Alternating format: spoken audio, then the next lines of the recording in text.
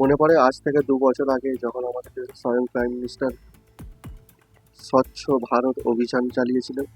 जिस तरीके से प्रधानमंत्री नरेंद्र मोदी ने स्वच्छता अभियान को छेड़ा है,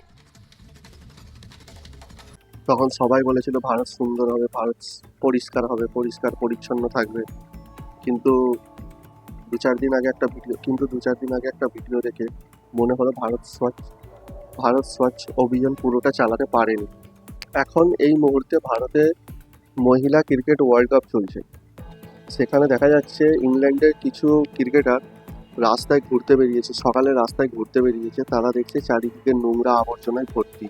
এমনকি তারা বাজে গন্ধটা ঢাকার জন্য নাকে হাত বা কাপড় দিয়ে চাপা দিয়ে যাচ্ছে। তাহলে বলুন স্বচ্ছ ভারত অভিযান কোথায় আছে? অথচ আইসিসি চেয়ারম্যানে যে বসে আছে সে আমাদের দেশের স্বয়ং হোম মিনিস্টারের ছেলে।